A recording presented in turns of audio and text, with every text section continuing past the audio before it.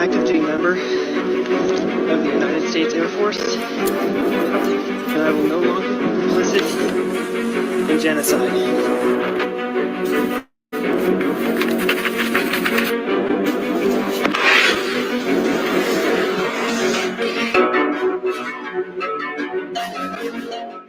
I am an active duty member of the United States Air Force, and I will no longer be complicit in genocide.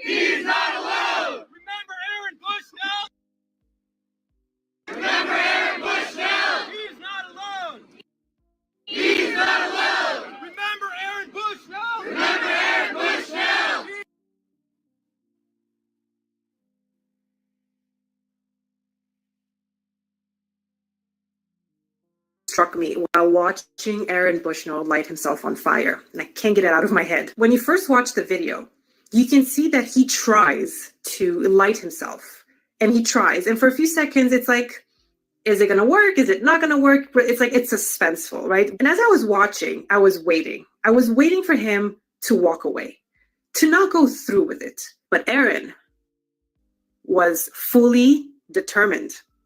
There was no hesitation on his part, even when his clothes wouldn't catch on fire. And someone pointed out, of course, that the Army fatigues are flame retardant for obvious purposes. He was clearly on a mission and he wasn't going to abandon it. And now we know from acquaintances that he was a very principled person. No hesitation, no walking back. That really stuck with me. And today I fell upon his will and I started crying. This is what he wrote. These were his last words, his last wishes. I am sorry to my brother and my friends for leaving you like this. Of course, if I was truly sorry, I wouldn't be doing it.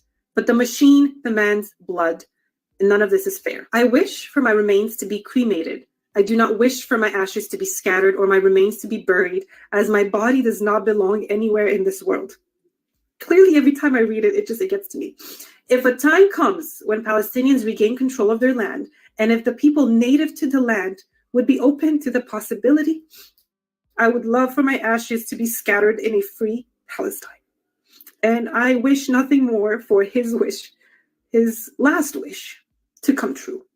So I just wanted to share that with you because this man was principled and he had moral values that are so unshakable that he went through with lighting himself on fire and making such a final statement and leaving such powerful words behind.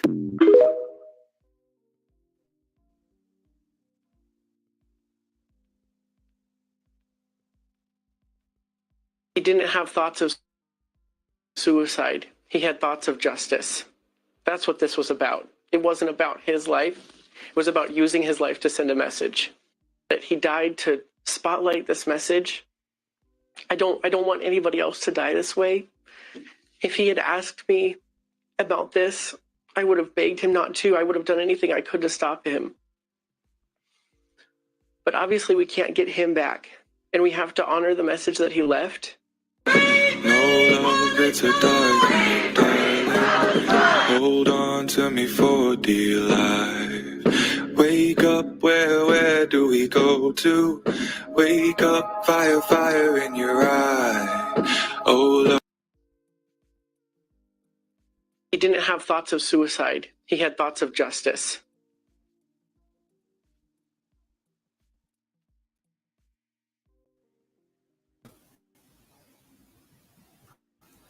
Hello, everybody. Hello, Stephen. And Hi, everybody. Abby. How are you? I'm okay. How about yourself? Well, I quit my job this week as a substitute teacher here in the Eugene, Oregon 4J school district because I don't want my tax dollars going to fund the bombing and starving of women and children and non-combatants in the Gaza Strip.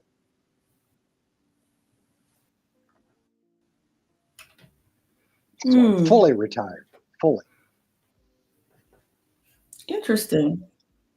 Well, good for you. Well, it's what Yeah, I Aaron know they have the, Bushnell said. Aaron says, I will not be complicit with these war crimes. And that's exactly the way I didn't go as far as Aaron. He's a hero to me. And Abby, we were talking a little bit about Rachel Corrie. I mentioned that it was about 20 some years ago that she was a 23-year-old activist in the West Bank standing in front of a house that was due to be demolished. And the bulldozer driver said he didn't see her and ran her over and killed her. So that was Rachel Corrie, maybe 22 or 23 years ago. They just had the anniversary a couple days ago. I saw it.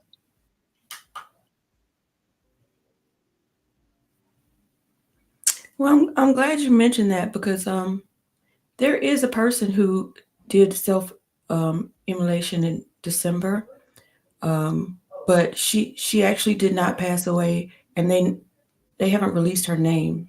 So I don't think she filmed it, so that's why most people don't know about it. So she remains nameless, but at least now we know Rachel Corrie. Is that correct? Yes, Corrie. Yeah. And now Aaron Bushnell. I really wanted to play the parts about his friend that was in the Air Force with him, and that lady who was reading his will, because apparently his family are extremist Christians, and they were trying to say that he had kind of pulled away from them before his last days or what have you, and he was suffering from mental illness, and they 100% support Israel. So, and all of his friends are like, no, don't believe those words. He wanted justice. He's a principled person, and he knew exactly what he was doing. He was not suicidal. And so this wasn't a mental health issue. This was I want to bring attention to a problem that needs to be solved. And that's why he live streamed it. So the media couldn't, relegate it to the third section. Yep. Yeah, so Mastermind says it wasn't mental health, it was moral health. I love that. Moral health. That's awesome. Miguel is telling us that the IDF murdered Rachel Corrie in 2003. And he's saying that there's a street in Iran and Palestine named after her. So that's beautiful. That's beautiful. All right. So I also want to just mention to our family that we've been creating over these past few Thursdays, and we love to see you every Thursday. Our good friend and cohort, Michael, is taking somewhat of a sabbatical for personal reasons. So I just want you guys to keep him in your thoughts and throw out some positive energy for him while he takes his sabbatical. And I guess he'll be returning soon, but I don't know when. So in the meantime, in between times, Stephen and I are going to hold down the fort, and you guys in the comments are going to hold it down with us. Right on. So let's get on to this juicy debate, this third-party debate. Stephen hasn't seen it yet, so we're going to be getting first reactions from him. So I'm excited about that, to hear what he has to say. I haven't seen all of it, and we probably won't get through all of it because it's 2 hours long, but we're going to try to get through most of it. And I'm really curious to see what you guys have to say at home as well. So I'm going to be stopping after every question and highlighting your thoughts and sharing mine. And so will Stephen. So let's get to it.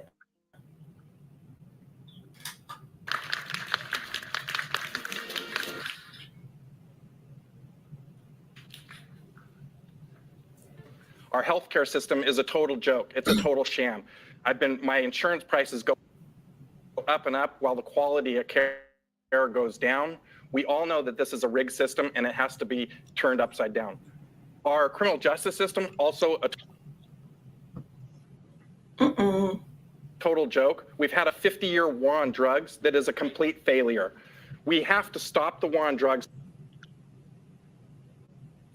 Stop criminalizing people for victimless crimes and treat people with dignity and respect and get the help that they need. What you put in your body is your choice, and the government should have no say in that whatsoever. I'm trying to unrig the system in America today because everybody's feeling the pressure.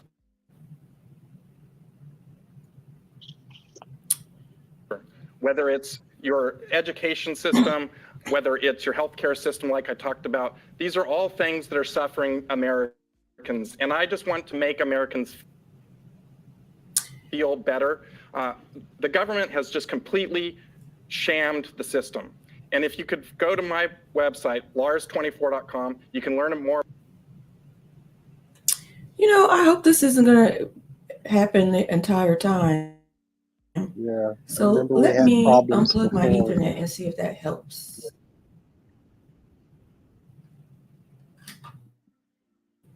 So you go ahead and and talk. See if I can fix this. Yeah.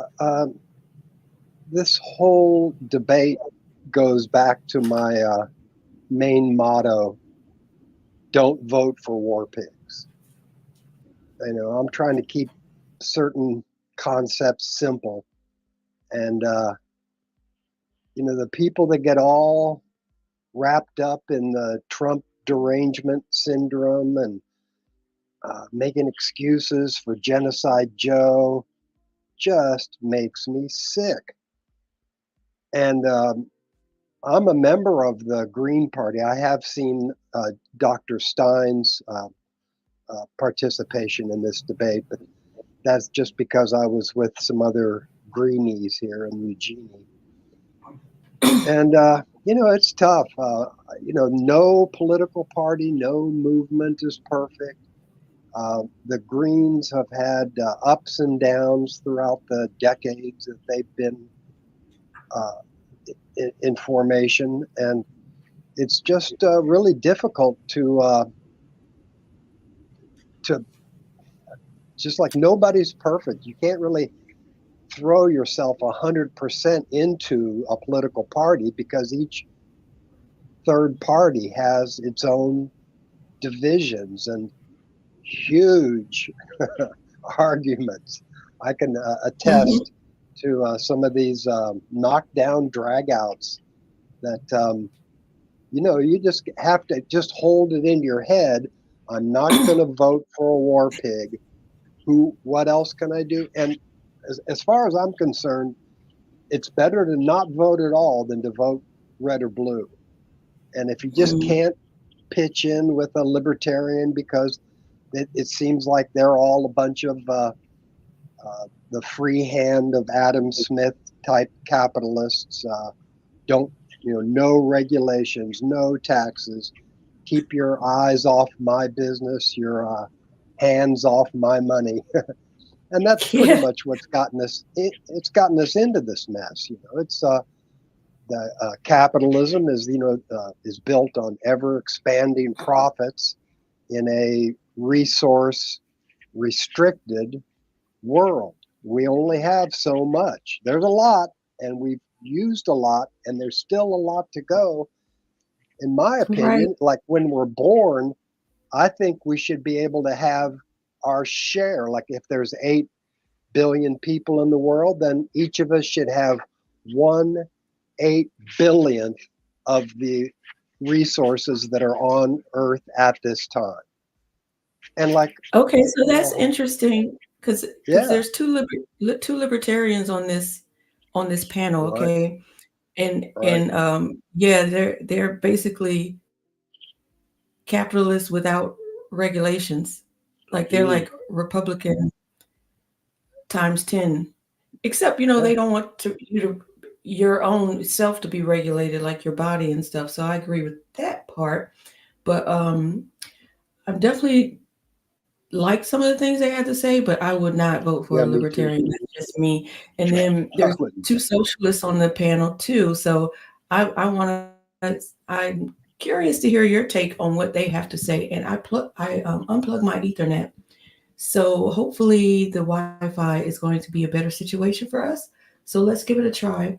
But I was showing that Todd Smith said we need trustworthy people based on their actions and policies, right? Not based on their tribalism. And I did want to mention that Cornel West did not participate in this debate, and neither did RFK.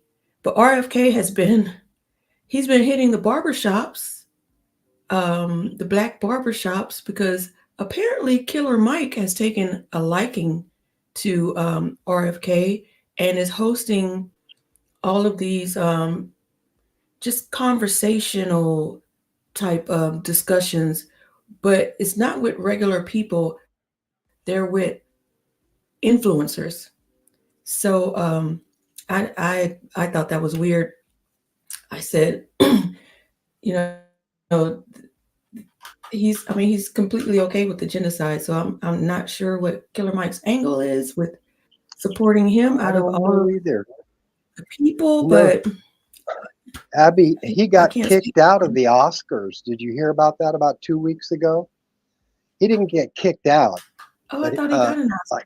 He got an award.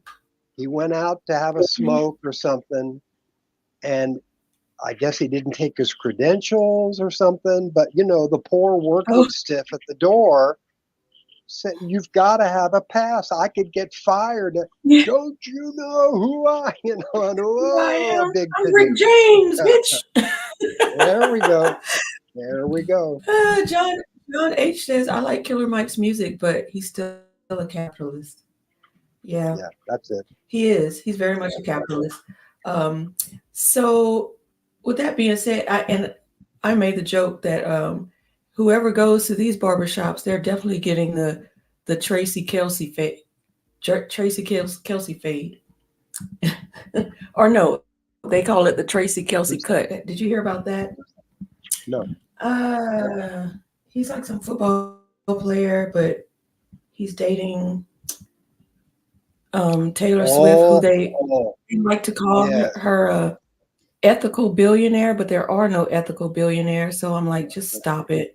Right. But they're touting him as like, everybody's gonna go to the barbershop and ask for the Tracy Kelsey haircut.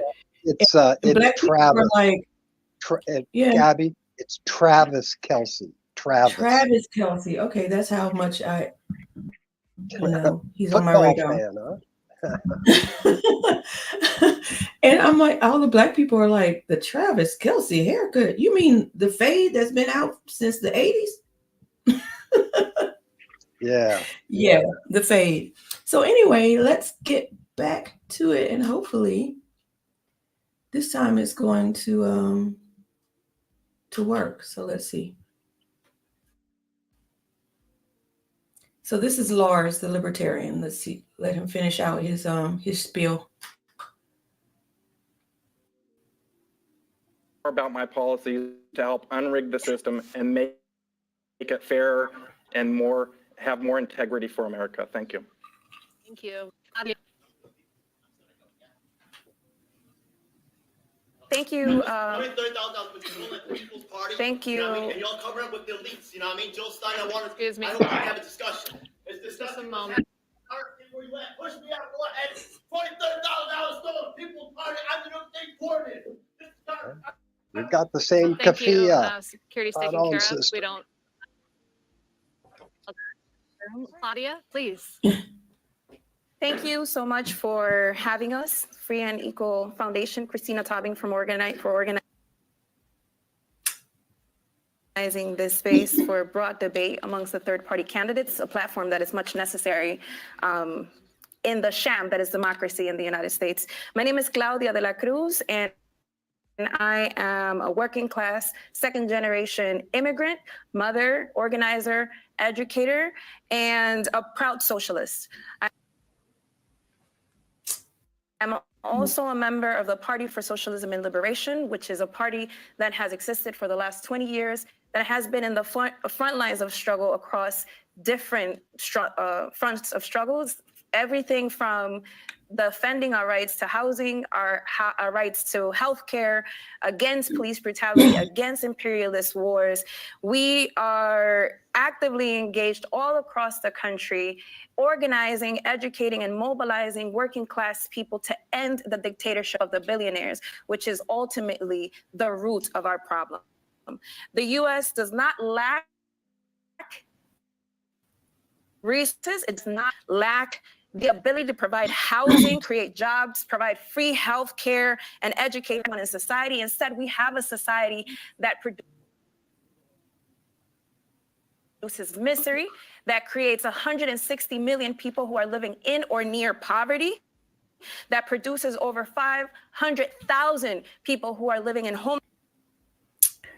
This is homelessness. But we have a handful of billionaires and profit makers that are benefiting from our misery and suffering, billionaires and millionaires who profit from the endless war and occupation. We need solutions that meet the scales of the problem. We cannot continue to think that we can reform capitalism. It is urgent to get the billionaire class out of power. Our Vote Socialist 2024 campaign is here to expose the brutality and organize, mobilize for the transformation of society. Vote Socialist2024.com. Thank you, Claudia. Jill. Much, and it's great to see you, Christina, again.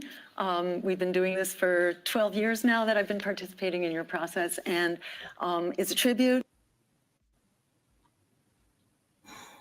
to you, to Free and Equal. We very much need a debate. I'm really enjoying hearing things we don't usually hear back to back next to each other. I think the American public is really desperate for, more voices and more choices. This is wonderful.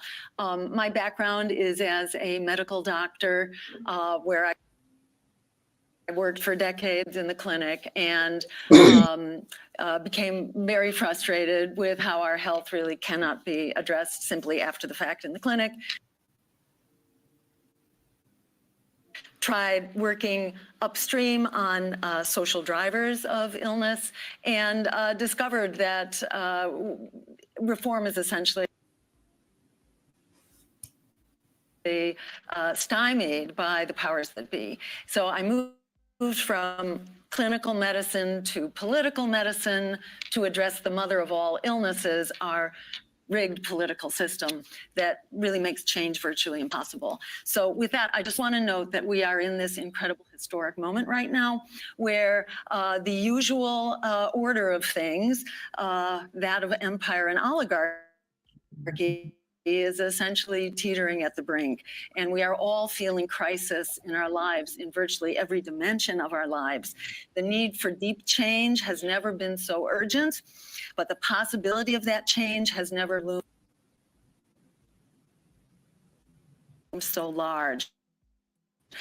And that's very much, I think, thanks to the actions of people in the listening audience, people who are here tonight, who are really standing up to fight for an end to endless war and genocide, to fight for justice in the workplace, to fight for abolishing student debt, for defending Mother Earth, and to rescue our very embattled civil liberties, which are very much under attack. We need solutions, but solutions are not permissible in the current political environment. So breaking up our zombie duopoly, our zombie political system is essential, and I look forward to discussing some of the ways to do that tonight.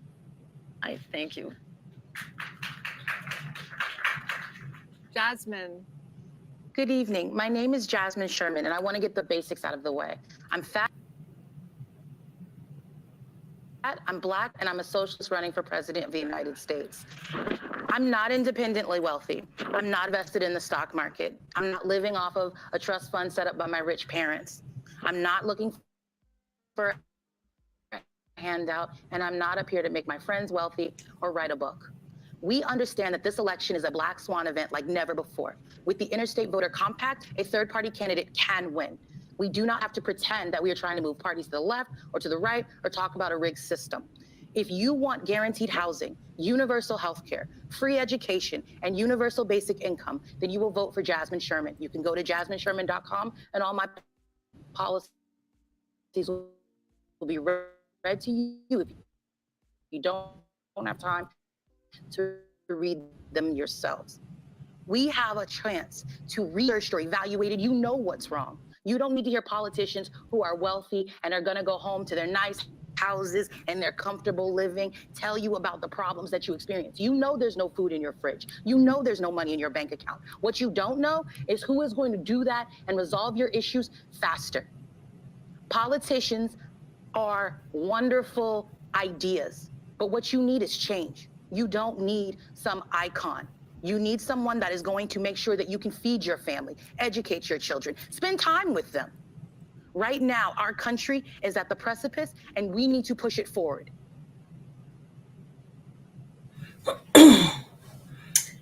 Man, I apologize If for you this. actually want to do something, I would recommend that you listen to the candidates that have a plan to put money in your pocket tomorrow. And if you are not interested, at least begin mutual aid where you live. Go to jasminesherman.com for more details and to donate, because we have work to do.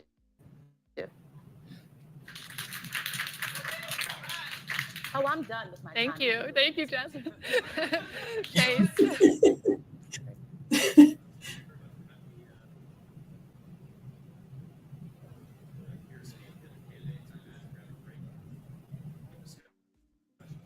While they're fixing his mic, I think he, Hold Chase I for a think he moment. ran in Georgia or something. They cannot hear you in the mic. Oh, So 1 moment. can y'all hear me now? There, we're good. Please start over, Chase. All right. So I wanted to say thank you very much for giving us the opportunity to debate here today. I imagine many of the folks on stage are going to have a lot of agreement about the problems that face this nation. It is our solution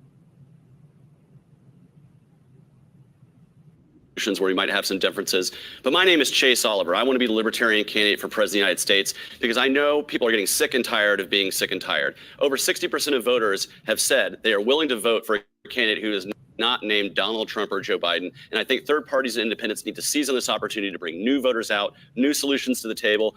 And as a Libertarian, my solutions are pretty much rooted in the idea of your life in peace. You're not committing fraud, coercion, theft, or violence. Your life is your life. Your body is your body. Your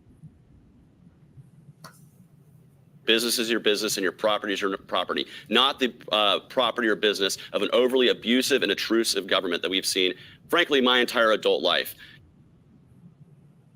Now, I'm 39 years old. I'm half Donald Trump's age. And that's important because my generation is a generation that's had to grow up fighting the war on terror. My generation is the generation that, as we got started in this process, the entire real estate market fell out from underneath us as big banks got bailed out and the regular guy got screwed over. And it's my generation right now that is trying to raise families all over the country with record runaway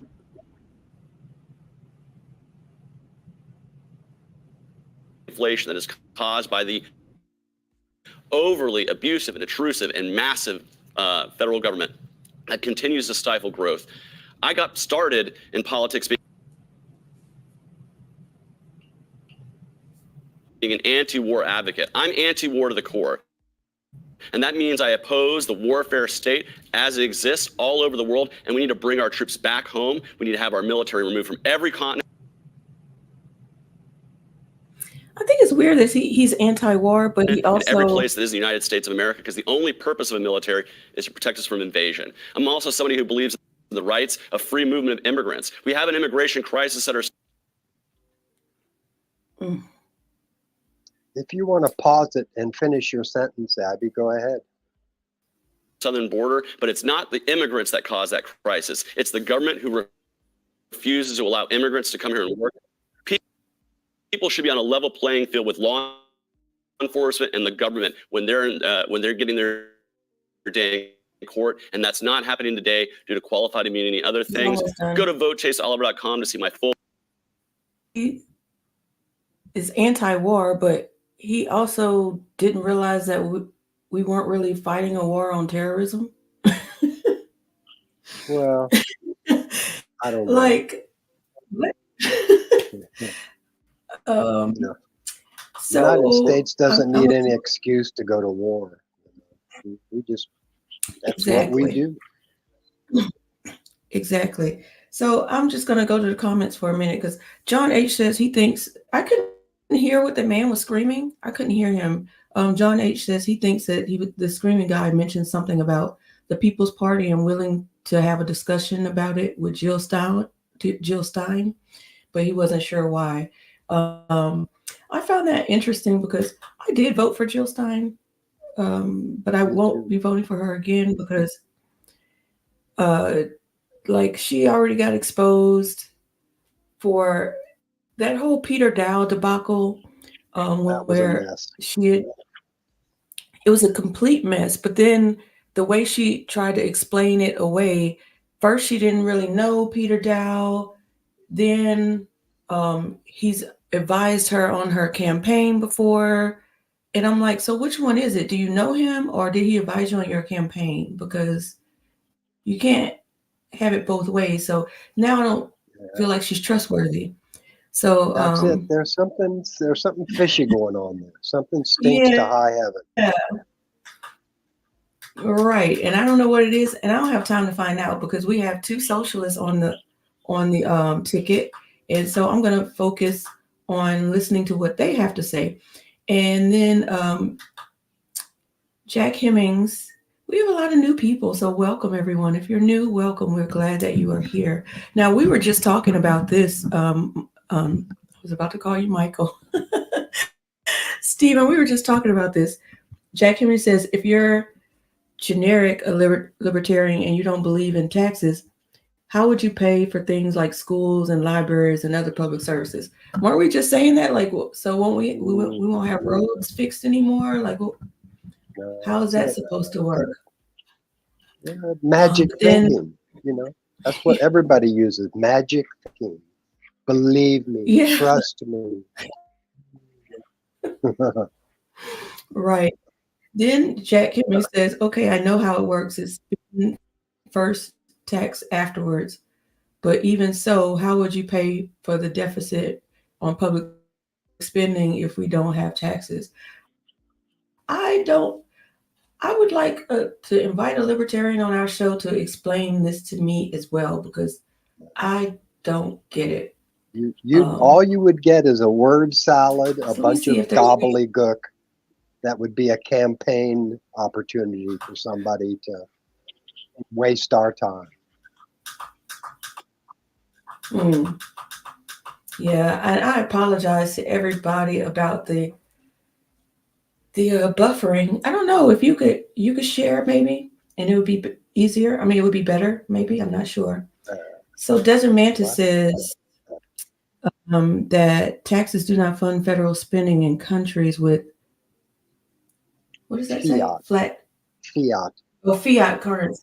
Yeah, fiat currency. Taxes are deleted.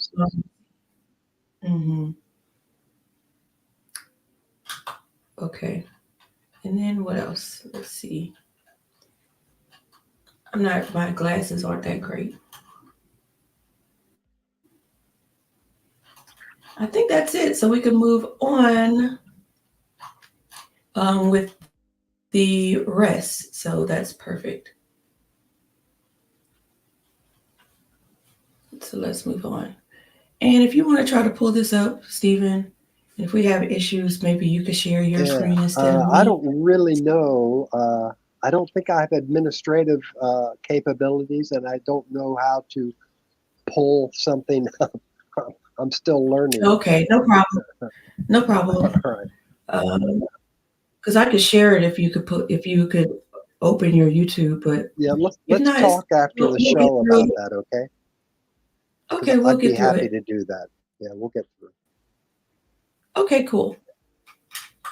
So let's move on. Platform. I'm looking forward to discussing it. Thank you, Chase.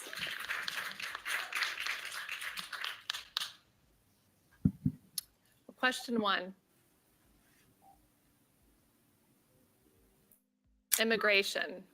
Reflecting the voice of the electorate, we have curated questions directly from the public for today's debate. The first question, chosen for its relevance and the widespread concern, is from Frankie Lozada. Given the evolving tactics of drug cartels, including the use of advanced technology, underground tunnels, and the smuggling of narcotics and human trafficking through legal, that is, port of entry, what innovative approaches do you conceive to stay ahead of these criminal organizations and safeguard our borders while protecting Americans and the vulnerable populations often exploited by drug cartels for smuggling purposes? Jasmine. One of the things that my platform does is recognize that there is an immigrant crisis at the border. There is destabilization that the United States of America continues to cause worldwide.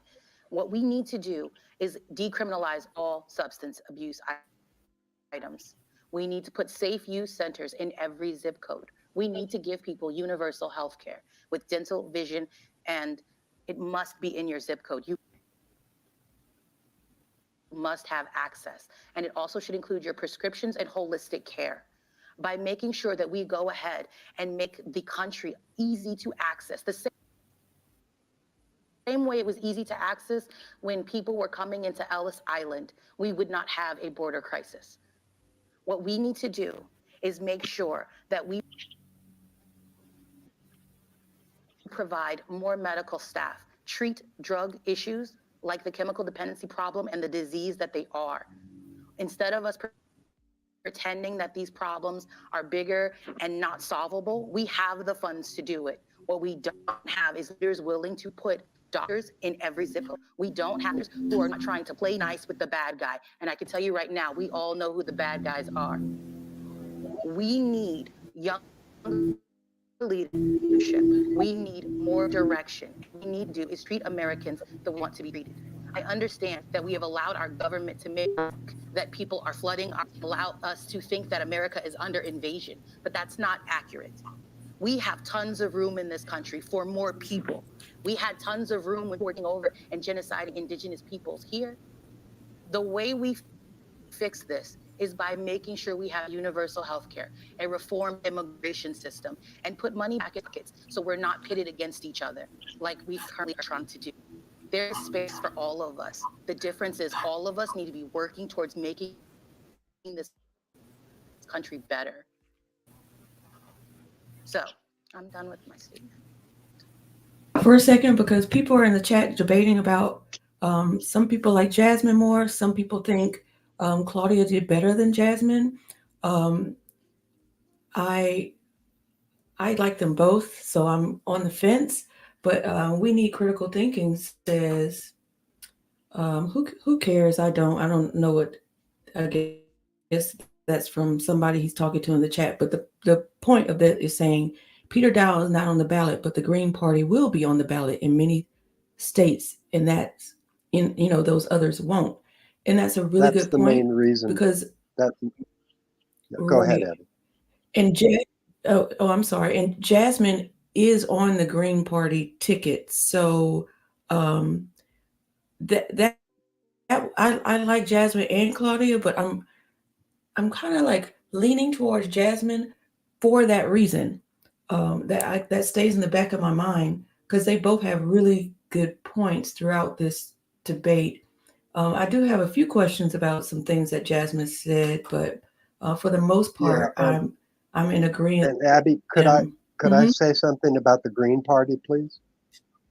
Please do. They are on the ballot in about half the states, and these other parties are not.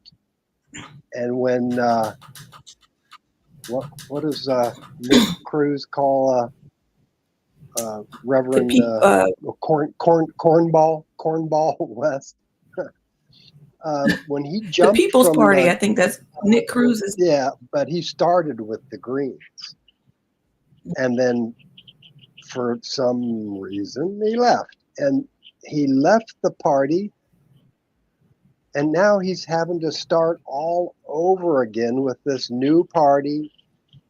One state at a time. There's only a few months until the election. There's not enough time. So if you're looking to protest vote, I think you should vote for one of these.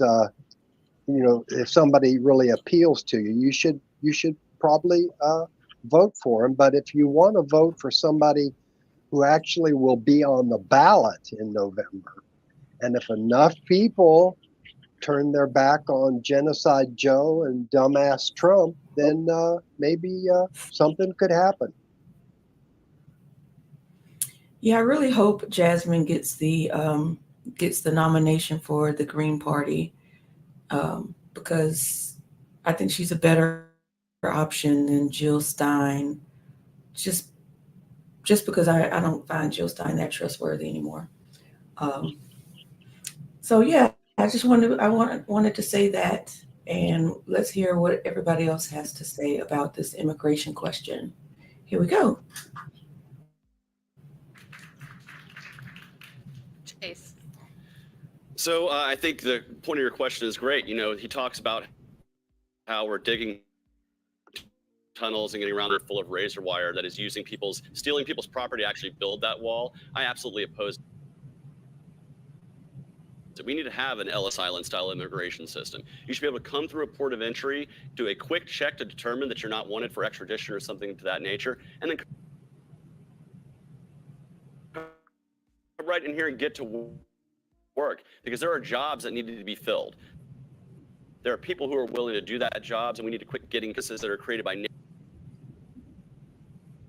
native-born or first-generation immigrants, or the amount of people in the Fortune 500 companies. Immigrants actually improve our economy. They increase the economic pie for all of us. So I want to get government out of the way of immigration. But you're talking about defunding cartels. The best way to do that is to completely eliminate the war on drugs and remove the profit motive for cartels south of our border. We want to talk about getting rid of human trafficking. Well, if we allow people to come through ports of entry very easily using this Ellis Island model, we would be able to put our law enforcement focus on those people practicing human trafficking. Let the 99.9% of peaceful people in, and let that small sliver of human traffickers being taken down by law enforcement. Now, I do want to say this. We see in the media all the time attacking immigrants. They're going to take our jobs. They're going to dilute our culture. They're going to harm our country. Those are the exact same slanders that were thrown against our immigrant forefathers who came here through Ellis Island. They came here from Germany and from Ireland and from Italy and all over Europe. And now they're coming from the south of the border and everywhere else. We should be welcoming them here. They are the next generation of Americans that can be the next generation of American entrepreneurs, business owners, people who create jobs, people who create prosperity. But as long as we keep government in the way of this process, it stifles that growth. Scare tactics of immigrants. I live near them, I go to church with them, and frankly, it's ridiculous to me that anybody would try to stop good, hardworking people from wanting to come into our country and start their American dream the same way 40% of our country did. 40% of our people can trace their roots right back to Ellis Island. We need to return that process to the United States and get government out of the way. Thank you. Claudia? Well, I reject the premise of the question. The premise of the question is that immigrants are criminals, and immigrants are workers that have been displaced by wars, sanctions, and climate crisis that U.S. capitalism, U.S. imperialism has accelerated and created in those countries. It is very interesting that today marks the 20-year anniversary of the U.S.-backed coup in Haiti, for example. It is very important for us to understand what the United States did and continues to do in places like Haiti. The United States has stolen the ability for the socialist project of Cuba to develop itself, stealing from its economy $15 million a day, close to $160 billion for over 60 years. That strangles the economy of a country. It moves and forces people to leave, following the traces of the things that have been stolen. We want to be able to migrant crisis, which happens to be a crisis now, but it wasn't an immigration crisis when the European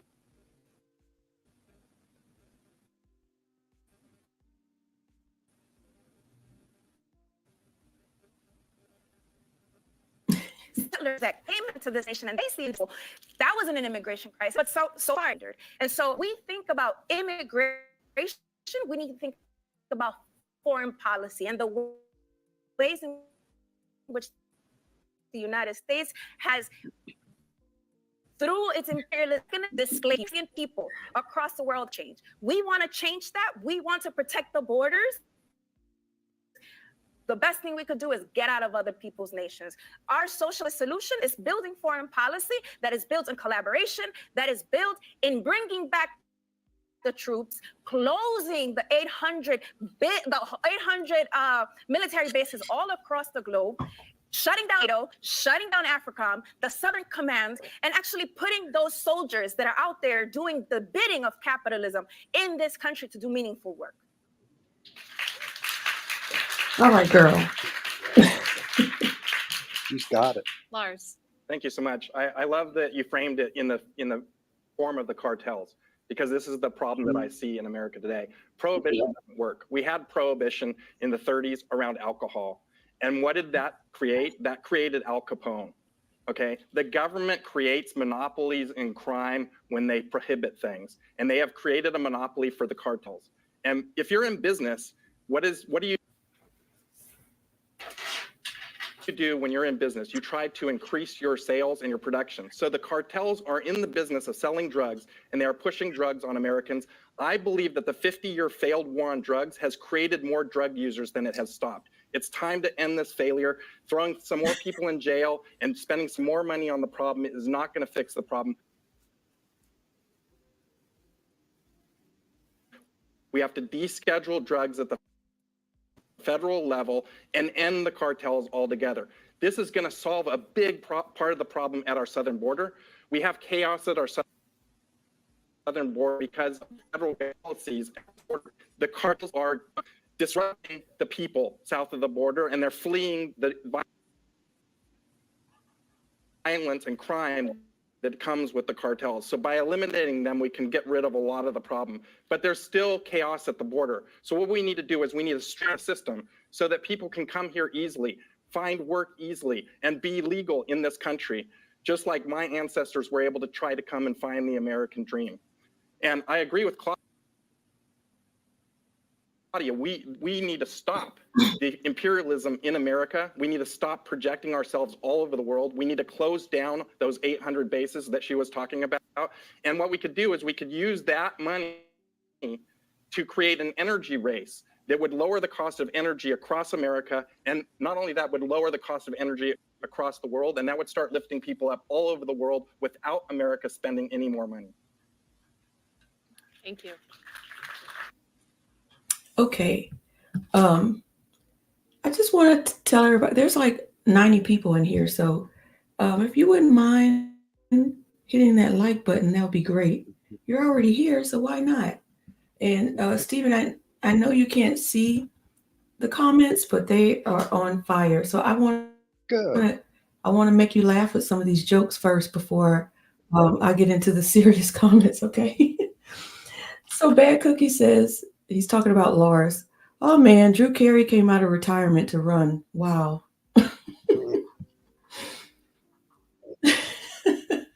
I can see that. I can see Drew Carey in him a little bit. Well, and also these libertarians talking about legalizing drugs. A couple years ago, Oregon legalized all drugs, hard, soft, and otherwise. And the place just became overrun with people coming here because they could just shoot up on the streets and pass out behind the dumpster and die from fentanyl overdoses. And what we need, if we're going to, legalize drugs, we need health care to help people with their addictions, to help people with their mental, physical, and spiritual health. So and not just that, we need a good economy. Because yeah. And that would help too. If we had health care, people would feel better about themselves. They could maybe go from part-time work to full-time work. Everything turns around when we emphasize health care instead of warfare. Mm-hmm. And if we had a system that doesn't cause so much trauma, people wouldn't be doing drugs at the excessive rate that they are doing it in this country right now. I understand what Oregon was trying to do, but that's like a Band-Aid. And they dialed it back. They're dropping it. They're not going to legalize all the drugs anymore. It's on the ballot for this November.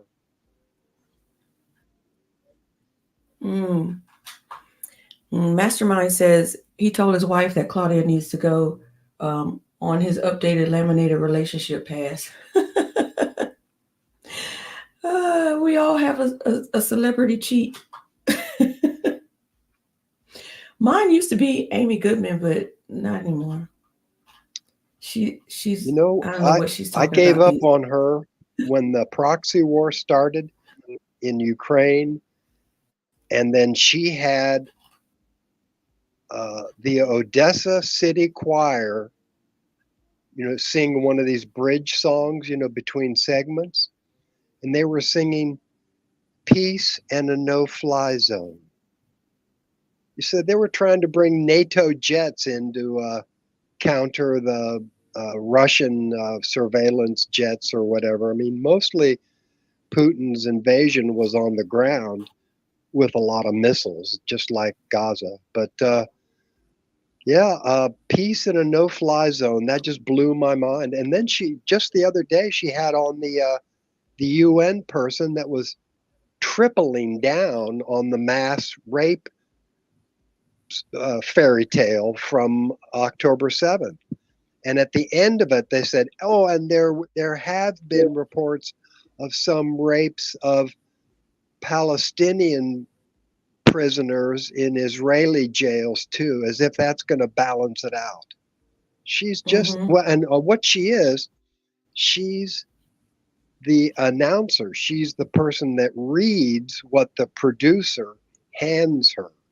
That's one thing that Aaron Mate said a few years ago. He said, she's not responsible for content, but the fact that so many people are turning their backs on democracy now, it's the fault of the producers, not Amy.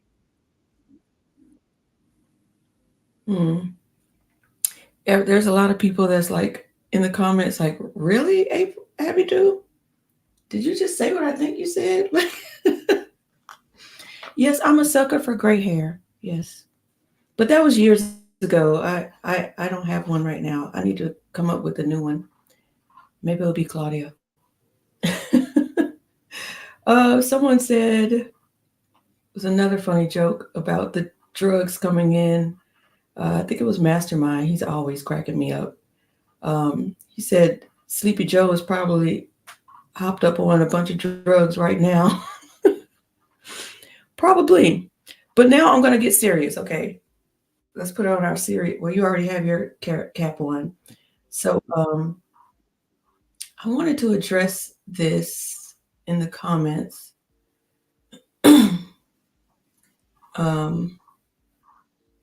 Just give me a moment. All right. So We Need Critical Thinking says, Dr. Stein is the most knowledgeable. Her policies are not as extreme as some of the others and may be more digestible for the broader public. Okay, I understand what you're saying, but I want to vote my values. So I want someone on the ticket that shares the same values as me. I don't want to vote for someone because of the broader, they might be more digestible to the broader public. I want my voice to be heard, and I want to vote for the policies that I think we should have in this society, right? I'm not protest voting. I'm actually voting for the person that I think shares my values. So I don't consider it a protest vote. I consider it to be my voice. So that's another reason why I'm not going with Jill Stein this time around either, because the other two ladies share my values. So I'm going to pick out of, hopefully Jasmine makes it past the nomination. But if not, I'm definitely going with Claudia. If she does make it past the nomination, then I'm going to critically look at, their differences and decide which one is best for me. But hopefully Jasmine will get there because she has the most ballot access. So that's what I have to say about that. Do you have anything to say about that, Stephen? I like Claudia a lot. I like what she says. And I'm just kind of hooked into the Greens here because a lot of my friends are, and I sort of like debate. And, I just sort of like going back and forth with people. But yeah, I'm not really all in with Dr. Jill's history, and we talked about it some. It's just, say one thing. Why did you say that? Oh, I don't really know.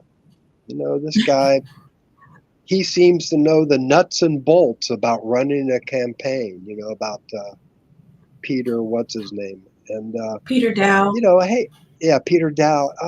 God, the guy came from scuzzy, scumbag backgrounds. He's worked with some horrible people. And Dr. Stein has run in several campaigns.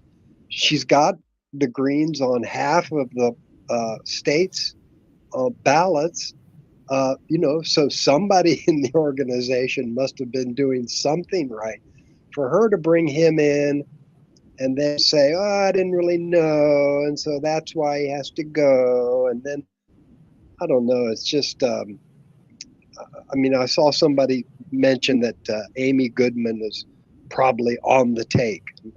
For those of us who follow the money, that's real easy to believe. But I tend to believe Aaron Mate about that, and that for a lot of these people, it's just time to retire.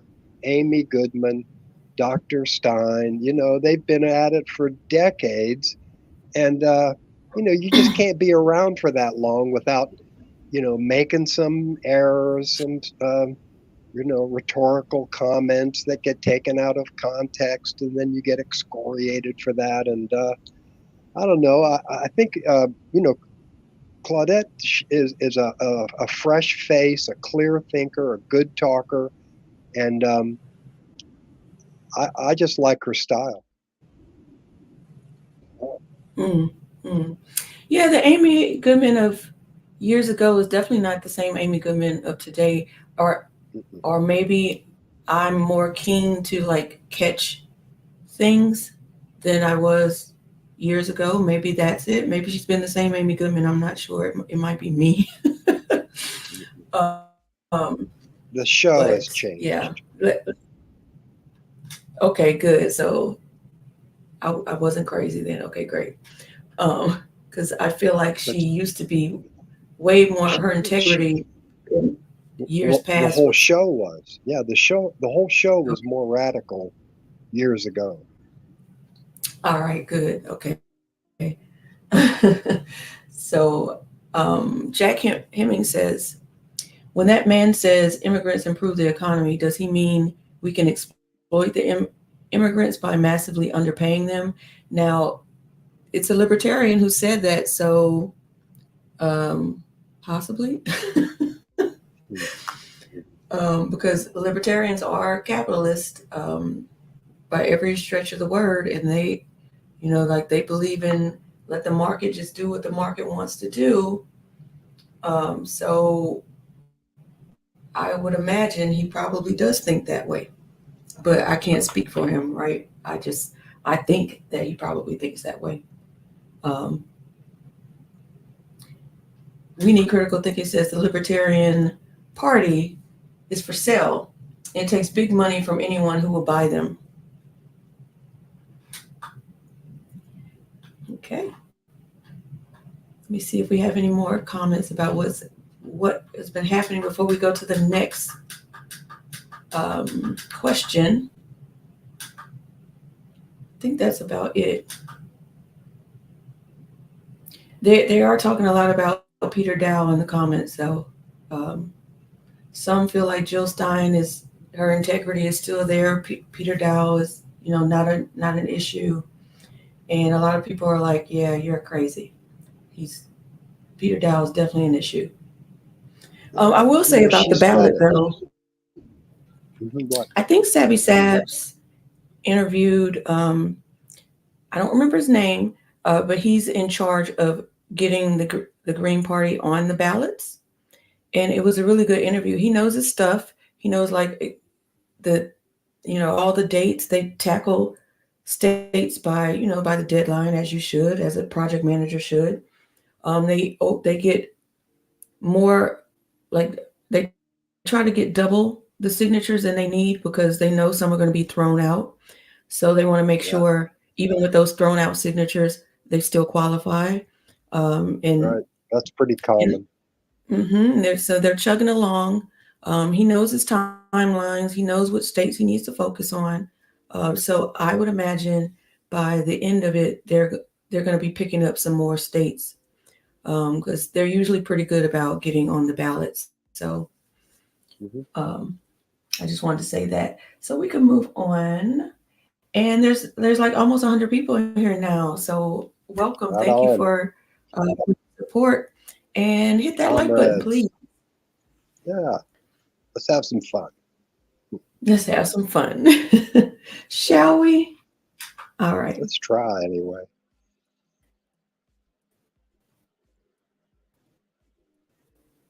Here we go.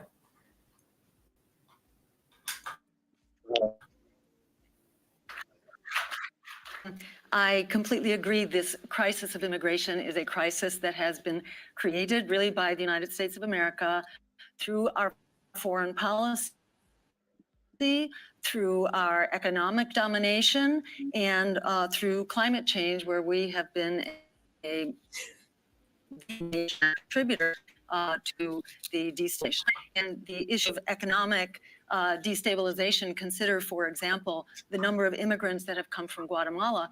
Well, where did that originate? That was about doing a favor for United Fruit and overthrowing the democratically elected government of Guatemala, but way back in the 1950s, in order to prevent redistribution of land so that poor people and peasants have a means of survival, basically. And that model has been repeated over and over again. It's been documented, for example, that conducted regime change, largely covertly through the CIA, approximately 70 times since the Second World War. That doesn't even include the wars that we have conducted, which are, of course, another source of really drastic destabilization and the source of migrants. And it's worth, reminding people that this foreign policy based on economic domination, it has a name. It's called full spectrum dominance. It says the quiet part out loud, that the United States specifically through its military and the Pentagon, has declared that we will dominate all regions of the globe at all times in all spheres of potential conflict. And we assert that power. We are asserting that power right now in the Middle East, where Israel was long ago declared the unsinkable battleship for the United States, essentially safeguarding access to oil, which way back when we needed that oil. Now we don't need that oil, but we still want to basically control that oil. So this is about reforming U.S. policy and ending this bigot that's driving this migration crisis. Thank you so much. Any rebuttals? Excuse me. Any rebuttals before we move on to the next question? I've got one. All of America is tired of moms and babies crawl under barbed wire. Okay. Southern border. We're tired of seeing children separated from their family. Parents, me, and we can do better.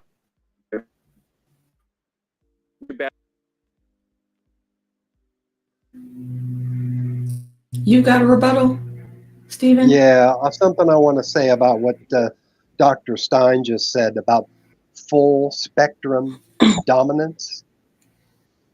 Raise your hand if you remember what I talked about last week when I was reading out of Chris Hedges' book about the dominionists, dominance, dominionists, same root word, same story.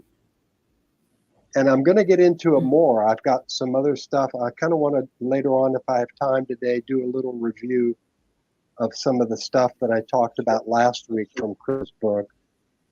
But it's all leading up to dominionism and these people behind the ever expanding wars throughout the world, especially in the Gaza Strip.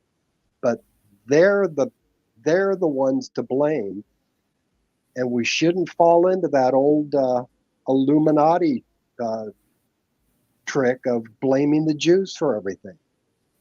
It's the Zionists, it's the dominionists, it's some of the evangelicals. I saw somebody said that there were 58%, I think it was Nick Cruz said 58% of the evangelicals are in favor of a permanent ceasefire. So we can't really just say it's all of the Christian right. It's more of the dominionists.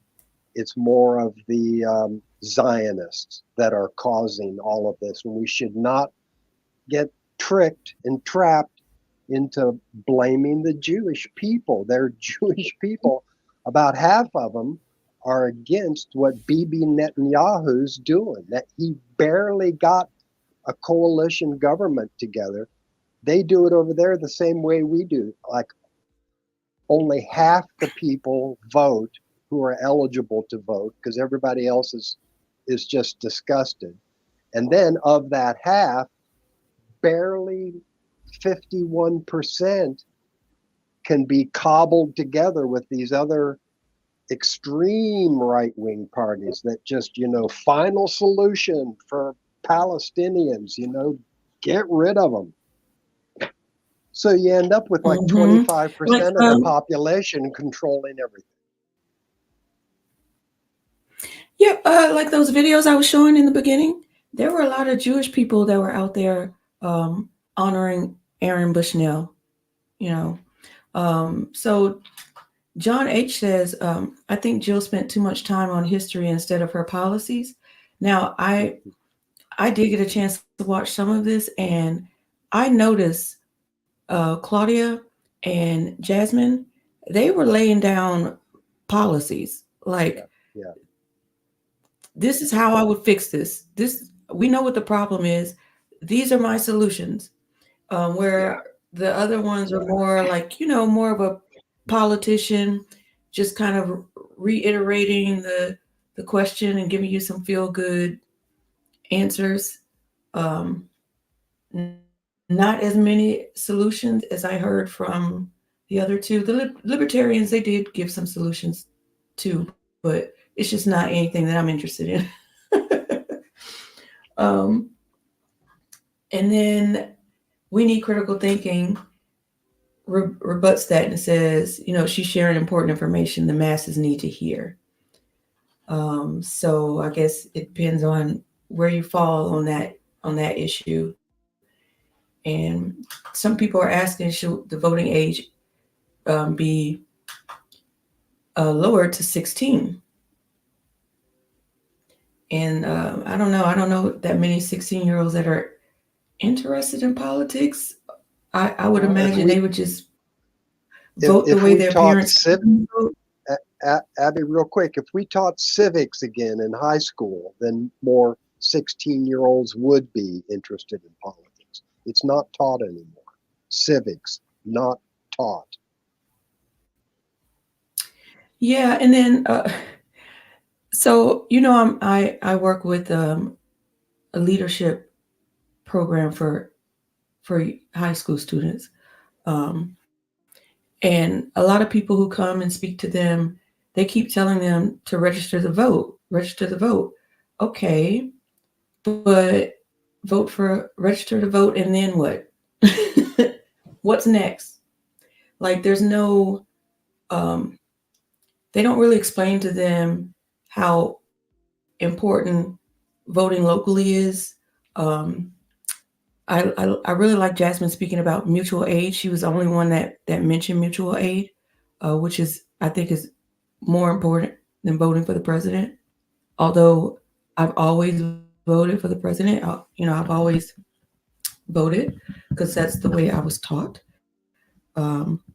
So even if I don't vote, I'm going to vote for someone, even if it's not red or blue. I will vote because I want my voice to be heard. It's like the census. I want you to know I'm here, so resources can be allocated properly. So that's my take on that. I don't know if you have anything to say.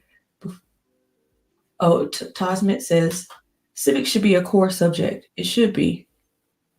And they should really, delve into, not tell the kids how to think, but just let them talk amongst themselves on what they think. There's people in the chat that don't agree with me. I've been showing their chats because we all have a voice in this. We're not all going to agree on everything, but let's take the things that we do agree on and work on those things together. And then if I think something else should be going a different way, I'm going to find the people that agree with me on that, and I'll work with them on that. And you find the people that agree with you, and you go work with them on the way you think it should be done. And hopefully, the masses, the populace should, I guess, get the last say. And let's do it that way. So, yeah, I'm off my rant. Anything you want to say before I continue? No, let's just get back into it. Okay, let's get back into it.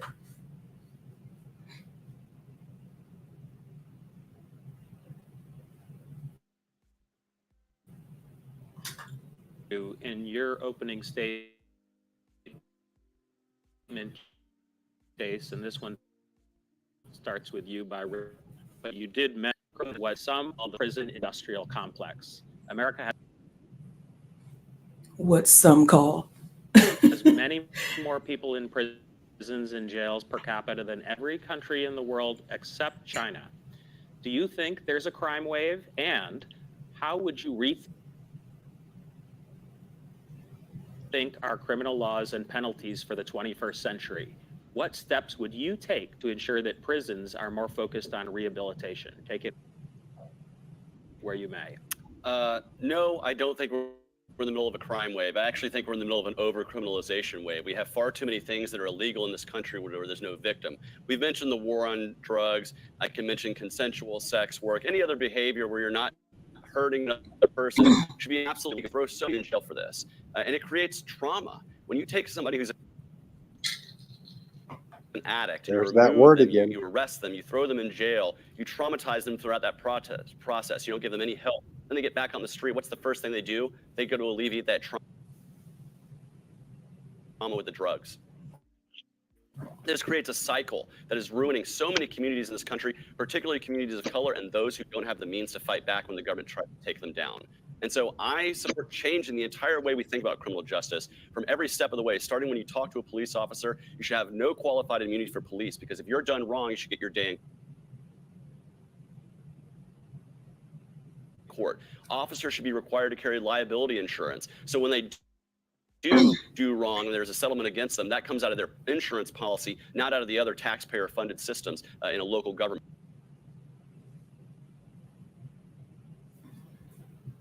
We need to do things like ending the death penalty, ending mandatory minimums, ending private prisons. I'm a libertarian. I don't believe the government should do a lot, but one of those things should be criminal justice. And I want to remove the profit motive for having people shoved into beds for prisons. So I oppose private prisons. And from every step of the way, through even release and probation and the kinds of abuses and the fact that people are paying hundreds of dollars a month to be monitored by the state when really they probably shouldn't have even been arrested in the first place, I absolutely want to change this. But no, we're not in a crime wave. We're in a media-generated fear wave. That's what the two parties want you to be. They want you to be afraid when you go to the ballot box, because when you're scared, it's easier to control you. I don't want to be afraid of people. I trust that those people are people, and if given the chance, they'd be able to live their lives in peace without the interference of government. And so, yeah, remove the over-criminalization of our society, end qualified immunity, and get ourselves back to a truly just justice system that treats people equal in the court of law and doesn't give government a hand up. Chase, thanks, Chase. We're going to work our way across on this one. So, Jasmine. My platform abolishes police and prisons. We switch to a home type system where you have someone at a home, because my platform also gives everybody guaranteed housing. When it comes to preserving police and prisons, we think that it's time to stop dehumanizing Americans. Anyone who has questions about my policy can read it at jasminesherman.com or have it read to them. However, it is time to switch to a house arrest system with a community task force. Defunding and abolishing the police is our first step. There's no reason for a stranger who doesn't live in your zip code to be patrolling your neighborhoods. It makes more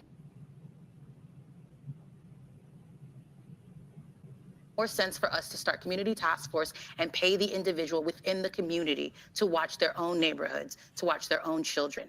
And that helps to stimulate the economy and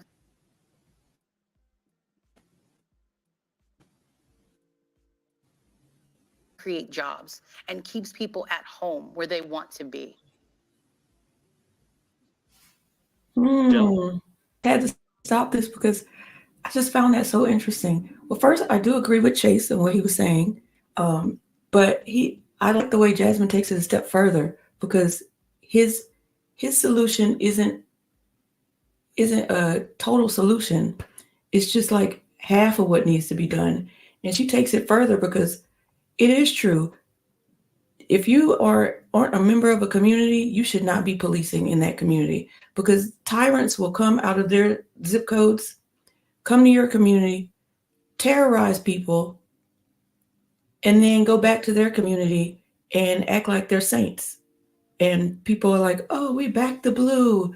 Yeah, maybe in your neighborhood, but not in my zip code, because they're not attached to the community. They don't view the community as their equals. They view them as something to be handled, I guess. So I do like her perspective, but I don't know about, like, if violent criminals and sex offenders, I don't know about just leaving them at home in the community. So I think she needs to tweak that just a little bit.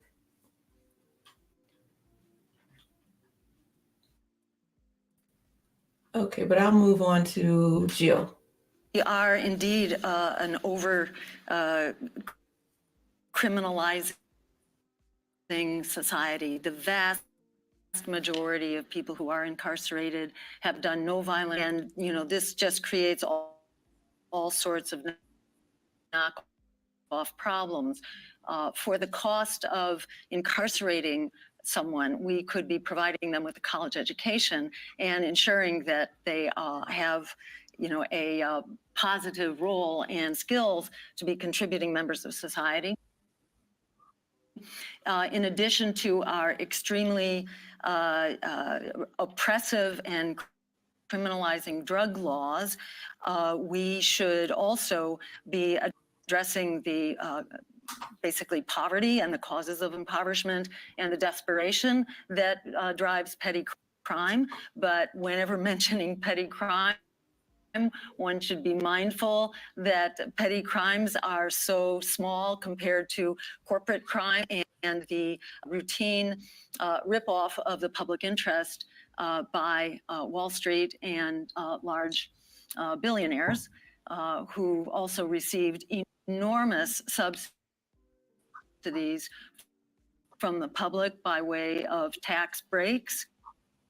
The corporate contribution taxes, in fact, after the Second World War, it's now 1% of GDP. So in giving away the store to the most fortunate, those who are essentially rolling in profit, we have essentially de-invested in our communities, in our schools, in healthcare, and so on, and created a desperate environment that often leaves people little choice other than a criminal enterprise, particularly drug sales. So by legalizing drugs and providing for strong communities, we can essentially massively reduce the incarceration, to be pardoned and released from jail where drugs are being Thank you, now Jill. On to legalized. Claudia. Thank you. We need to understand the very basis, the very foundation of the criminal justice system in this country, of the incarceration system of this country, and it's based precisely on control and the surveillance. There was no abolition of slavery in this country. There was the differentiation of the transference of methodology. People in prison still do cheap labor for this country. We need to abolish the prison industrial complex that has a profit. Be able to understand security in our community as housing, as employment, as health, education. Those are the things that we need. And we need to also understand that the majority of crimes, as Jill mentioned, the majority of crimes are crimes of survival. People trying to make ends meet in this country. And so we need to be clear that when we're talking about mass incarceration, it does not protect.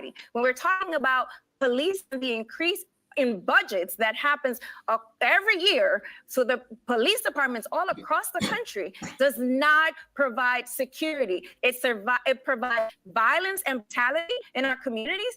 2023, we saw the record highs police brutalities in our community. And so we need to be able to deal with the symptoms. To be able to abolish prisons, we need to abolish capitalism. If we want to abolish policing, we need to abolish capitalism, and we need to provide a society, create a society that is able to provide us with all our basic and human rights so that we have a reduction in crime. Because guess what? Sociologists talk about that. Where there is less need for people to cover their needs, there is less crimes. And so we want less crimes. We want to be able to provide for our people. Thank you, Claudia. Yeah. Lars? Thank you. Clearly, the criminal justice system is rigged. We see this in the upper echelons of our government right now, where Congress people and upper elites are able to get away with things that normal people would never get away with, that we would all find ourselves in prison with, yet somehow there's multi-tiers of justice based on who you know and how much money you have. We need to level the playing field. And some of the ways that we can level the playing field and unrig the system is we can end qualified immunity so that police cannot hide behind their badge, that if they do something that is bad, they get held accountable. We have to get rid of the profit motive for them. And we can do this by ending civil asset forfeiture, which allows for police to basically take from people without really due process and take their possessions. And that's how they can oftentimes fund their own departments. And this puts money in their pocket and it's clearly a rigged system. Obviously I talked about the ending the failed war on drugs. I think that puts a lot of people in prison that don't need to be there. And with to Claudia's point, desperate people do desperate things. And there's a lot of people in America that are suffering financially and economically due to the way that our government system is run. So we need to lift those people up. We need to improve our economy for all people. I grew up really poor with an outhouse and no electricity, and I was able to live the American dream and go on to found a very large and successful company. I want all Americans to be able to get to that level of success. I want all Americans to be lifted up and have a standard of living that we can all be proud of. We used to have that before, and I call for an end to the Federal Reserve because I believe that the Federal Reserve is one of the key institutions that is creating wealth inequality and income inequality in America by stealing money from regular folks and handing it to the banking cartel, and that goes to the corporations. By the time it trickles down to the rest of us, we get a few pennies on the dollar. We need to embrace our economy, lift it up, embrace my energy race, and really get this economy going. Abolish the IRS. We can get the economy going and lift everybody up, and there'll be a lot less crime. Thank you, Lars. Does anybody want to offer a rebuttal to something that was said by another? Yes, Claudia? I will. I do want to take the time to mention the political prisoners that have been imprisoned by the capitalist system because something for the right of people, for Black liberation, for Indigenous liberation. We have folks that cannot have full lives like Edward Snowden and Julian Assange because the United States of America refuses to understand that not everything that is legal is legitimate. Not everything that is legal is right. And that we have the right to create the level of society that allows us to live in dignity. And this is what these political prisoners have done. Mumia Abu-Jamal, Leonard Peltier, the Black liberation movement fighters that after coming out of being kidnapped by the state have failed health system and die. The United States government, Republicans, Democrats, the ruling class of this country are killing our people and they are caging them. We need to stop that. Okay. I just Could wanted I- to speak could to I a say couple of comments that you something, made here, Abby, particularly about please? corporate control of our law enforcement. I am from Atlanta. I'm part of the Stop Cop City movement in Atlanta, and they try to slander us by saying we're from out of towners. It's But the really truth is hard the for people me who to are out of listen to town, all the these. corporate We need this. We should do that. Can I say something, right now. please? Hello? Thank you. There's an old nursery rhyme. If wishes were horses, beggars would ride. If turnips were watches, I'd wear one by my side. And so all of this stuff about we should do this and we need, if you have half a brain, you know that. These people are up there trying to educate voters about what the problem is. I think most voters know what the problem is. And it really kind of fries my grits. I mean, it's like the word salad that some people they think they have the answer. But what they're doing is just kind of screaming into the camera, don't you know how serious this is? Am I the only intelligent person on the stage? What? Come on, folks. Let's get some. What we need is like, and here's an example. Righteous indignation that when they were talking about immigrants, and Claudia did a good job of background information and like, why are these immigrants coming to our country, and more importantly, what's happening to them, like what's with the open door policy or the closed door or left versus right or red and blue, all this stuff about policy and what it should be. Whereas what you have, and I've heard this from like Kit Cabello in Chicago, Jimmy Dore's been talking about this in LA. The Due Dissident guys are talking about this. Keaton is out of New York State. they're giving guaranteed monthly income debit cards to immigrants in some cities, in some parts of some cities. What parts? Well, they're giving housing, closing Black community centers, and opening them up to immigrants and giving them thousands of dollars a month on a debit card. In other cities, they're closing Veterans Administration services, and they're putting immigrants in these buildings, and they're giving them thousands. And there's Kit Cabello on Hardlands Media, and then there's Cat Williams. And I don't know if anybody's been following the scuttlebutt about Hollywood and Cat Williams.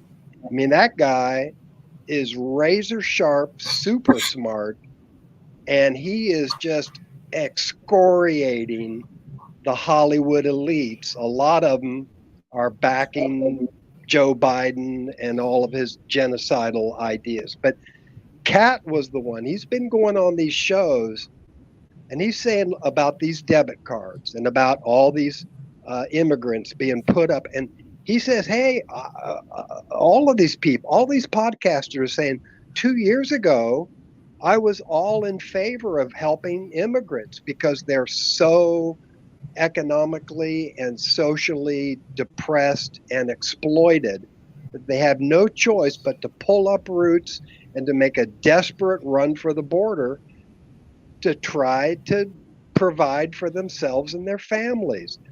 But now with the government favoring immigrants over people of color and American vets, now here's what Cat Williams says. Here's what they're doing. They're handing out all these debit cards in the Black neighborhoods, and they come right up to us and they say, we could be doing this for you, you know, but we're not. So they're rubbing their faces in it. They're just saying, we can do whatever we want. We don't like you. And we're using another wedge issue here, the immigrant issue, to show you how much we don't like you. We don't like them especially, but we really don't like you. And this is how we're showing it. And that's messed up. And these guys are also talking about trauma. Oh, go ahead. I can rant forever. Go ahead.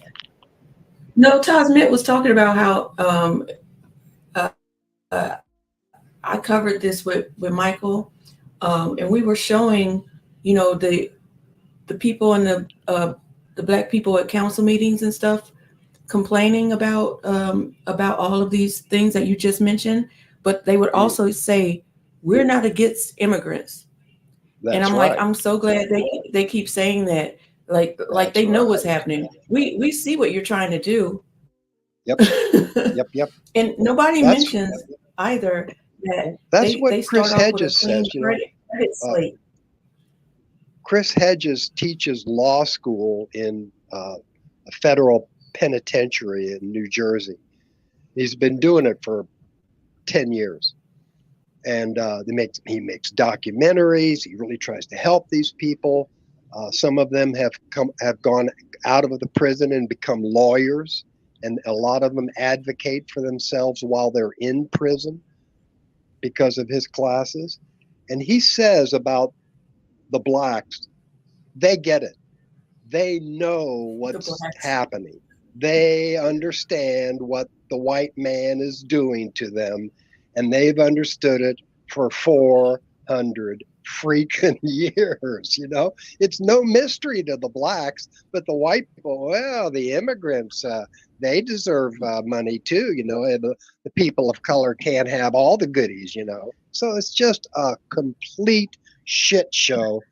And I wanted to say something about trauma too. I heard that the young libertarian guys was talking about trauma. And to me, it just seemed like he was talking about drug addicts or how we need to legalize drugs and that they're traumatized. They need health care. But I go a lot farther. I mean, it was Chris Hedges that introduced me to Gabor Mate, and that's Aaron's dad, a psychiatrist, who says we all have been traumatized by Russiagate, Laptopgate, the COVID mandates and the lockdowns, the Insurrection Gate, also called by Keaton Weiss, Deplorapalooza. I really like that. The proxy war, billions, hundreds of billions of dollars for neo-Nazis. And now, genocide atrocities. It's absolute chaos worldwide. Professor Wolf and all these other economists are saying, hey, man, you better be getting yourself some bitcoins or gold and silver and stuff, because that dollar is going to be worthless in about 5 years, maybe sooner. We're spending $1 trillion every 100 days. That's not tax money. The printing, 100 days, $1 trillion. We're just print and send, print and send, print and send. It's out of control. That's trauma. Stephen, I just noticed that you and Claudia are matching. Yeah, no, she has tassels. Hers. I got this in Oman. Now, my wife and I worked in Kuwait and the UAE for 5 years, so we know a little bit about what's going on over there in the Red Sea and the Gulf of Aden and off the coast of Yemen. But I bought this in Oman, and I saw somebody ringing up Jackson Hinkle the other day. He was kind of trying to wear it like, you know, when you're on a camel in a sandstorm, you want to just have your eyes so you can see out. You want to have everything covered so you don't get sandblasted. He was trying to wear it, and he finally just kind of put it on like I have it. And when I bought this, they said, no, there's no right or wrong way to wear it. You can, do most anything. But somebody was telling Jackson, they said, he put it around his neck, and somebody said, it goes on your head. No. People, we're just trying to get the word out. By wearing the keffiyeh, we're just trying to show solidarity with the movement. There is no perfect way. People should not be criticizing somebody because of something they said or something they wore. We have to get in together on this, or it may be already too late. I'm sort of that opinion. And a lot of those podcasters that I listen to are of the same opinion that all we can do is mitigate the damage. It's too late. It's game over. Now, Nick Cruz. Jack Hammond said, Go ahead. Oh, okay. I just want, from what you just said, like one of the commenters, Jack Hemming, says, these policies sound like they're deliberately trying to cause resentment. And I believe that, like, based on the stuff we were talking about with the immigrants, and they're like, hey, look what we're giving them, and we're putting them in your neighborhood to rub it in your face. But also on a that's a micro scale. On a macro scale, I feel like each industry is working with the government to cause some kind of chaos, and then they steal our tax monies. And it's like, okay, now it's your turn. Okay, the car industry, is your turn. Okay, banks, how about you next? All right, the pharmaceuticals, and they just keep going through the cycles. Every industry gets their turn, and they create some kind of chaotic situation. So we're always like, we can never be settled, so we can come together and oppose them, because we're always running around like chickens with our heads cut off. And and while we're doing that, running around like discombobulated, they're in the coffer stealing our tax money. So, Well, and like I said, Professor Wolf said that our tax money goes for what's known as set-asides. It's like Medicare, Medicaid, things that are, have to be funded year in, year out. That's where the tax money goes.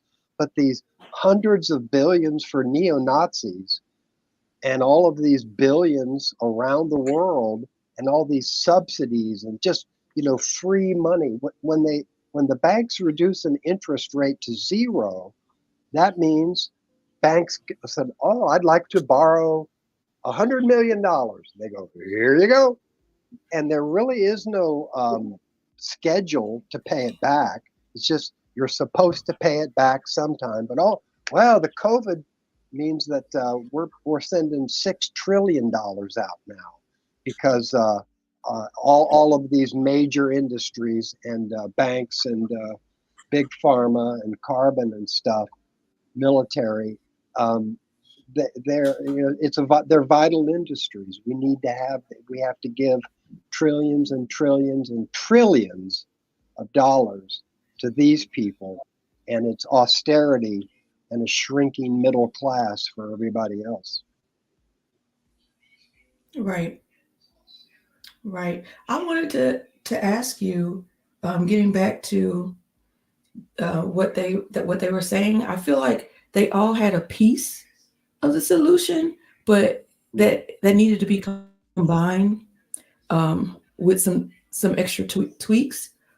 So I'm glad they're listening to each other, because this is a true debate. It's not like a Republican or Democratic debate where they're just yelling at each other and saying the regular politician answers and then going at each other to show that they're more ready for the job than you. These people are actually listening to each other, showing each other respect. This is a civil debate, and this is the way they should look, right? But I did want to ask you about asset forfeiture. So I want to read this comment from one of our chatters who doesn't necessarily agree with everything we're saying, but that's why we're here, right? For this civil debate. So let me see if I can find it. Here it goes. So We Need Critical Thinking says the billionaires and millionaires criminals want to end asset forfeiture too. This is one of the reasons why billionaires and millionaires fund libertarians. What do you think about that? Is that true? Millionaires and billionaires want to end asset forfeiture? I don't believe that. Do you? I believe the assets that are being yeah, you're right. I know most of the assets that are being taken are not from millionaires and billionaires. They're being taken from the average Joe through RICO, and like drug dealers and people who don't really have that much anyway, but put things in their parents' name or what have you. We Need Critical Thinking has already called one of my statements stupid. Now, didn't call me stupid, but if I were to say something like that to somebody, I would say, in my opinion, you made a rather unintelligent comment a while back. Just to come on and say, Stephen said a stupid thing. I'm not paying much attention to that, guys. I turned 74 next month, and I didn't get here by having, thin-skinned and overreacting to everybody who gave me a hard time. I didn't know that happened. I did not know that happened. So y'all got beef, huh? Well, like I said, I don't look at the comments much. I should. In fact, I wanted to say something about the comments. If anybody has an idea for a story or a segment that they want to get our opinion on, I'd love to hear it. Michael said the same thing when he was here talking with us. And we're always looking for new ideas. So instead of like criticizing what we're saying, if you have something, and again, if Mr. Critical Thinker there has the receipts for Hawaii millionaires and billionaires, like the asset forfeiture program, I'd love to see it. No, he's saying they do not like it. Could you go back and maybe I misread that? Because that sure.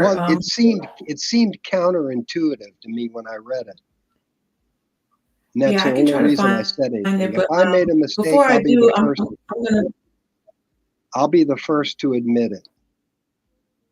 Okay, I have to go back, but I just want to grab this comment before I go back because it's right in front of my It's not face. that important. I was using that as an opportunity to vent about Steve had made a stupid statement. So I just soon drop it. Okay. Jack Henry says, wasn't there that case where the lawyers in defense of Stop Cop City were being prosecuted under RICO, or was it Uhuru? Uhuru. I think you're talking about the Uhuru movement they're socialists. No, that was both. RICO was in Atlanta, Stop Cop City, and for the Uhuru guys, they were prosecuting on them, the leader especially, I forget his name, being a Russian agent. Yes. If you can believe that. Yes, that's ridiculous. Oh my God. Ridiculous, because they wouldn't go with Russiagate. So. Remember, Abby, we've talked about this. The ruling elites, they have to make some lame excuse for their behavior, and they can't just sit there and say, yes, actually, we do despise you, and we are planning on exterminating about 90% of the life on Earth so that we have more resources for ourselves. As a matter of fact, good point. They can't say that. Out come the torches and pitchforks, and 1 billion people storm Wall Street, Washington, D.C., and Silicon Valley. I did find that comment for you, so I'm going to read it. It says, we need critical thinking. Says the billionaires and millionaire criminals want to end asset forfeiture too. This is one of the reasons why billionaires and millionaires fund libertarians. And I don't necessarily agree, because I don't think that is affecting them. They have a different. We have a hierarchy law system. I mean, it is what it is. It's just the truth. And can somebody tell me in the comments? That still doesn't make sense to me. Yeah, if somebody in the comments can tell me what millionaire or billionaire's assets have been taken. The millionaires and billionaires don't care about anybody but themselves. They don't even think about us unless we're ridiculing them or bringing the heat down on them somehow that they don't like. They don't think about us. Asset forfeiture, that's for like drug dealers who get busted, and then the cops seize their Cadillacs and use that money to fund the local police force. That's the whole ripoff. Why wouldn't the I mean, the millionaires and billionaires, that's business as usual. The only millionaire billionaire I could think of was Rupert Murdoch, and that's because he stole from other millionaires. So I can't think of anybody else. They don't care but about if somebody anybody knows but in the themselves. comments, So you want to do one more of these questions before we wrap it up? Because we've been on for almost 2 hours, or we could wrap it up now. How do you feel, Stephen? I had just a short thing to say. It kind of piggybacks off of Cat Williams. And I have something written out from what I said last week about Chris Hedges. But I'm going to hold off on that because I didn't even get into the Dominionists. But when Dr. Jill mentioned the full spectrum dominance, now see, that's the Dominionists coming out there and saying, hey, it's like the WEF. We've got this plan. we're going to wipe out 6 or 7 billion people over time and only have about 1 billion people left. But I especially want to talk just a short note, nothing too lengthy, about conspiracy theories. When people get together and talk, then someone hears them conspiring against them. It's somebody's listening and they're paranoid that these people may be talking about me, or they're going to criticize me, or going to try to rally the masses against me. So it was Alan Dulles in 1963 that first coined the term conspiracy theory when people were talking about a second shooter or a third in the JFK assassination. And so ever since then, for some reason, if somebody says like, hey, I think the government might be out to get us, or the WEF might not have our best interests in mind, somebody who wants to sound smart, go, oh, that's just a conspiracy theory. So basically, someone hears the term conspiracy theory, doesn't like the person or the group that's saying it, and so they decide to change the narrative. So this happens a lot. People will take just some statement, some rhetorical statement that somebody made yesterday, last week, a year ago, 10 years ago, and just focus on that to make the person seem like nobody has to listen to that person because he or she said that 10 years ago. That's changing the narrative. That's like, I don't want to listen to you talk about your theory about who's in control of the government. I want to talk. I listened to you start to talk. Now you have to listen to me talk. Never mind that they completely hijacked the narrative, did not respond. Wait a minute, I said something. What do you think? No, I don't even want to. No, I want you to listen to me the way I listen to you. Boom, there they go. So some people are all in for our government's policies, and they're told to mock, ridicule, and ignore all critics and all questioners. These are the people that are all in for Genocide Joe because he saved us from the evil that is Trump. So we have to vote for him. I don't care about genocide. It never was really on my radar anyway. I have to vote for Genocide Joe because of the Trump derangement syndrome. And I am not a fan of Trump. So don't take this one little bit out. Well, that means that stupid Stephen is a Trumpanista. No, it doesn't. Don't vote for war pigs. Republicans and Democrats are war pigs. They're a uniparty. They're all in it together. Let's see.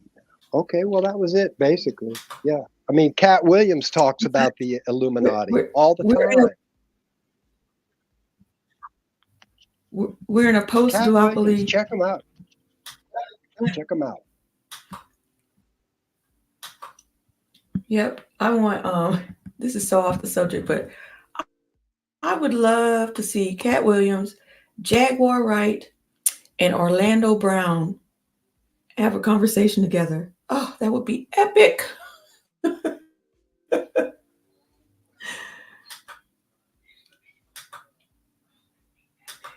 So I'm just trying to see if we could probably stop here because we've been on for 2 hours. So yeah.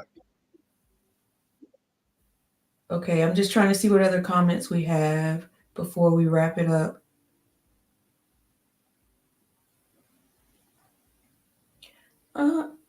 Okay, I don't know what this is a reference to, but I'm going to read it. Jack Hemming says, perhaps the trick is to come up with totally outlandish conspiracy theories. So any conspiracy theory that is plausible is dismissed as ridiculous as well. Oh yeah, yeah. I'm seeing that Happens all all the over time. TikTok. And I Sure. think they're really kind of, Happens all the time. yeah, they're mostly doing it for views and likes though. No, they're doing it for they're trying to sow chaos throughout the system so that people become so confused they don't know what to think, and they seek the government for help save us from all this chaos and instability and war and confusion, and save me. Oh, we'll save you. We're going to crack down on your rights, restrict freedom of speech, expression, movement. We're going to instill austerity for everybody who's not a millionaire, and you know, the rest of you you're on your own. You know, and that's a symptom of trauma, is that you become so disoriented and so panic-stricken that you're begging your oppressor for more, because that you don't know what else to do. Yeah, that's how you create an authoritarian state, right? You make people so helpless that they look to the government, please save me. And then boom, they got you. So on that note, I just want to I want to remind everybody to send out positive vibes for Michael while he's out on his sabbatical. Also, I want to say, like Stephen said, if you guys have anything you want us to cover, you have you have my handle right here at Abby Do Abby Don't. Just shoot me a message and let me know what you want us to cover, and we'll definitely do that, because that's why we're here. We're here to learn from each other and move forward in life and love. I want to give a shout out to Abby. Go ahead and I'll come in later. Go ahead. Shout out to. I want to give a shout out to Social Contract. They come, I think they're on Tuesdays at 12. I never get to watch them, but Tuesdays at 12 Central. It could be Tuesday or Wednesday. I'm not sure. I'm sorry, Social Contract. I want to give a shout out to Beyond the Arc Politics. They come on Sundays at 8 p.m. Central. And then, you can catch us here at Noteworthy every Thursday at 5 p.m. Central. And I want to give a shout out to Revolutionary Blackout Network, the Long Beach chapter, for giving us this opportunity to commune with you, comrades at home. So go ahead, Stephen. Yeah, I just saw a comment about somebody said, I'm always disoriented. Yeah. It was 8 years ago that I started writing a book that was really just going to be my memoirs, trying to get my thoughts in order. It was so confusing. There were so many lies. Like for 3 years, Rachel Maddow going on and on about Russiagate. And then they just increased in intensity and frequency. And like I mentioned about Gabor Mate, helped me come up with an idea about reconnecting with those from whom we've become estranged. And this gets back into the Sabby Sab's idea about mutual aid in local communities. And like when, Abby, you say, send out good thoughts to Michael, send out good thoughts to yourselves and your friends and family too. Try to reconnect. If you've become disoriented or disconnected from friends or family because of all of the lies and all of the trauma and all of the deceit, work locally. Don't give up. Like I say, we may not turn this ship of fools around, but we can mitigate the damage. So don't give up.